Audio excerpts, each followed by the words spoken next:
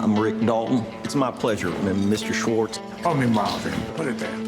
That's your son? No, it's my stunt double, Cliff Booth. Rick Dalton is this great character where he's obviously still a good actor, but he's probably just missed his opportunity. Right. How did you see Rick, and also did you relate to him in a way, because you've been in this industry for a long time, you've probably seen many Yeah, I Rick think Daltons? we intrinsically related. I've grown up in this industry. I have a lot of friends that are actors. I knew this kind of dynamic from the audition process early on, and I know how hard it is to be successful in this industry. And I know how fortunate I have been. So to watch this, and a lot of the initial conversations I had with Quentin, whether he was actually talented or not, or whether he was perpetually going to just feel sorry for himself. And Quentin had an admiration for Rick's talent based on a lot of historical references, people that he admired in cinema and television that we got to watch a lot of, and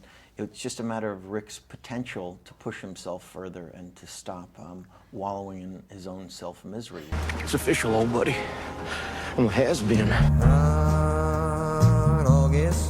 Brad, I mean, you represent, I guess, a lot of people in this industry that are sort of on the fringes, but they get to live that life a little bit. I mean, there's that scene where you're sort of driving off into the hills and you live far away from all of this. So yes, how did you relate to Cliff? Many would call that a dirge. Having to drive to the valley. No, I mean, be able to do what we do. There's 100, 200, 300 people behind us all supporting this system and are hustling from job to job, and it's perpetual, it's continual, and it's a job.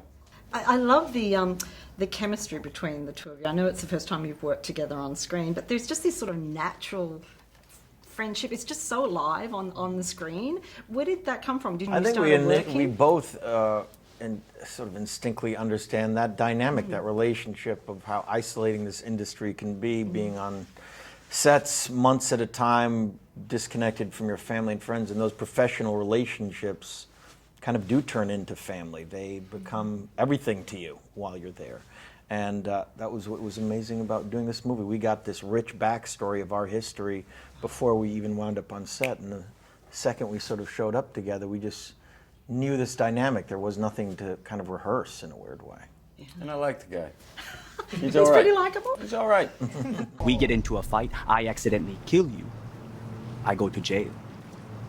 Anybody accidentally kills anybody in a fight, they go to jail. It's called manslaughter. I love the way he's kind of got this Zen thing, Cliff, where he just accepts everything and just follows, almost like no fear. Yeah, I mean, it was beautifully constructed that way. In fact, we talked about... I think we all admire Cliff for that. Yeah, right? He's the character we like.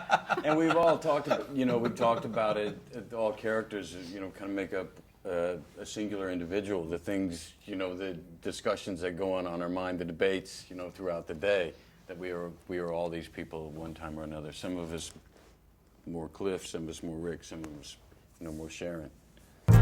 I'm Sharon Tate.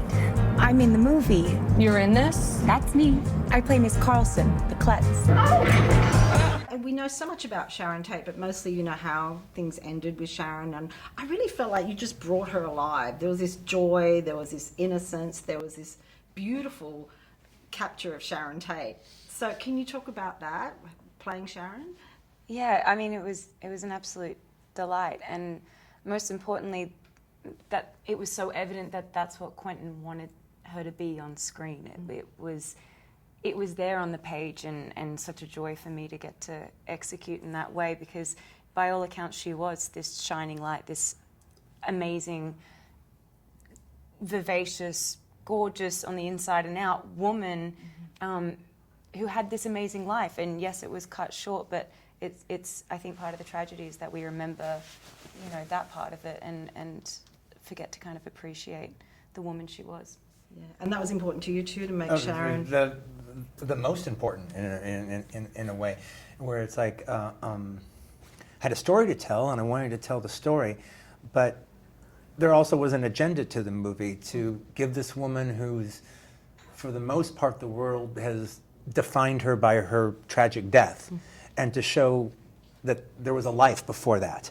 and to not put it in a grand story, but just hang out with her, just living her life. Yeah, great.